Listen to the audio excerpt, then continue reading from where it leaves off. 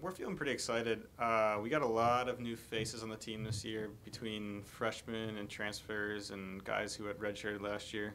So that's a pretty exciting element. But we also bring back a lot of the people that kind of made up the depth of the team. Not the top guys, but a lot of the guys right behind. So overall, we're pretty excited. Everyone seemed to have a pretty good summer of training. There weren't really any injuries. Everyone trained really smart, so everyone's in really good shape coming in. You guys don't have the big core like the Lumen do, top runners coming back, so is that a different feeling? It's.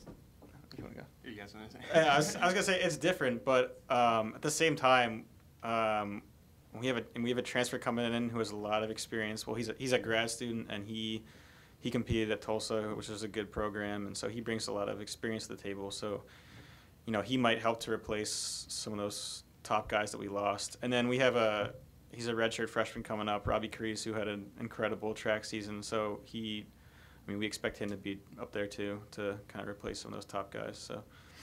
Yeah, we definitely lost. I think it was like our top 3 from regionals, but we have a really big pack of guys that were pretty much running together all year last year, who are going to be coming. I feel like all these guys are ready to step up and almost be right where those guys were, but we'll have 5 or 6 of them. The girls, so they kind of take the summer easy, kind of, so they take it off, but they take it easy. You guys, you mentioned you were training this summer. What's your training regimen in the off month? It's nothing too specific. It's really just getting a lot of miles in. Some guys do like to do a couple road races here and there, but nothing really too competitive. Some of the track guys are still kind of racing into the middle of the summer. So once they're done, they take a little bit of a break and then get back into just doing long miles and stuff like that. Yeah, I think it's the most important thing about the summer is just to try to build a solid base of mileage and, throw some, not necessarily really difficult workouts in, but just some quicker running here and there, and just change it up a little bit. Just to try to be a little bit sharp when you come in. But most of the hard effort running is done in the fall, kind of to sharpen us for the racing late in the fall. So. Yeah, it's mostly just getting ready to get back to full training when you get here. You got to come in really good shape so that you can handle the kind of workload that we have to do once we get here. So you guys in full training right now? Is that just what's considered? Yeah, this is our preseason week, and it's going to be a pretty heavy workload. So. Any specific workouts? That's up to them. We haven't been sold yet. Yeah, they usually don't tell us until right before, which is good, I think. But so. What's the hardest workout you've had? Oh man, that's a tough question. Since this year, or just your career? Well, just like something that we do this week usually is we go out to Tussey Mountain. We do a mountain run. Okay. So that's pretty tough. Usually the first week people are ready to roll, so it ends up being a pretty quick one. Yeah, I can think of one last spring when it was track. It's the same kind of training basically, but we end up totaling about 15 miles for the day, and like 9 miles of that were hard effort, towards race pace. So that was something that was pretty tough. So tempo runs plus repeats on the track, it all kind of adds up, and there's not one that stands out, but there's many that I can think of that were totaling 6 or more miles of hard effort and really leave you just kind of dead at the end. Out of curiosity, Tussey Mountain, you run the ski slopes or up the gravel road? The gravel roads, yeah.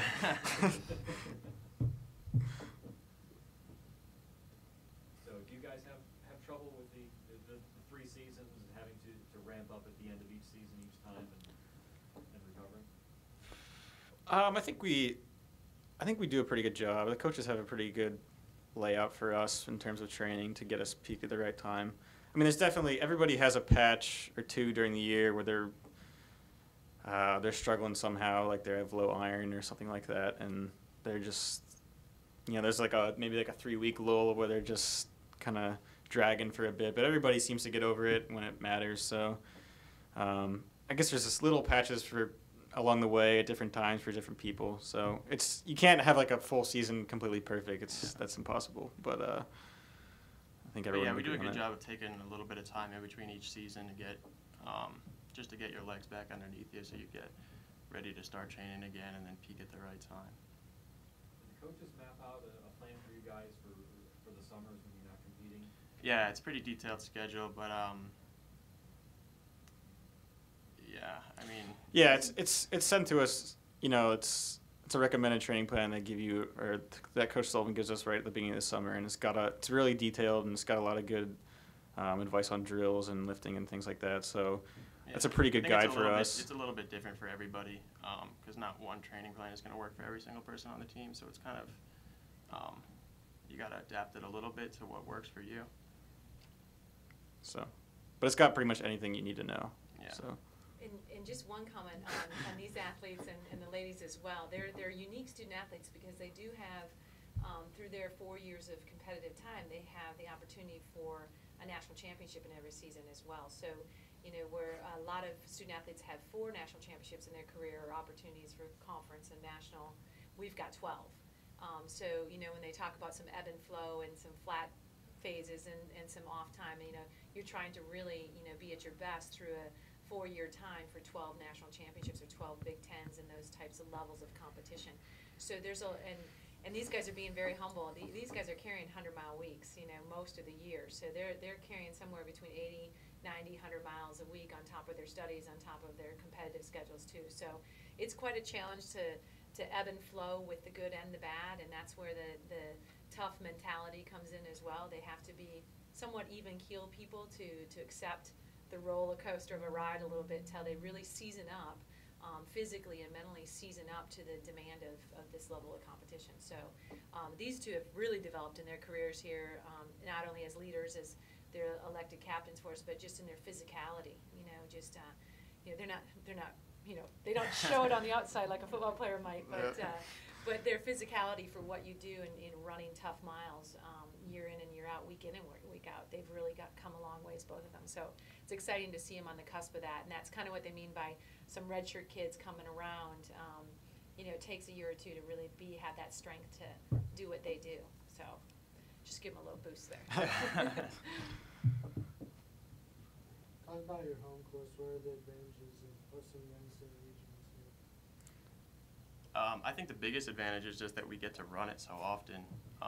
We work out there probably at least once, twice a week. So when all these other teams are coming in, maybe seeing it for, you know, maybe the second time that year, we've seen it every day. So that's a huge advantage in my opinion. Yeah, I know specifically a lot of teams, I mean, they'll mention to us, we have a lot of the last mile of our course is uphill. So a lot of teams, they struggle with that, and I think that's one of our strengths that we can use in that last mile of the 10K at regionals. Yeah. So we're used to doing that at the end of workouts, so it's completely normal for us. But I think it's a pretty big advantage. So. Not really your discipline, but how exciting and happy was it to see Brian Whiting throwing at the Olympics? It was awesome, actually, yeah, just to see him training here all the time in the track season, and him even helping out with the throws guys. It's pretty cool to see somebody that we see that often doing that well at an Olympic level. Yeah, it's definitely a unique situation. I mean, not just him. There's a lot of the women's athletes who are in the Olympics, so it's definitely cool to just see them walking around, see them training. So.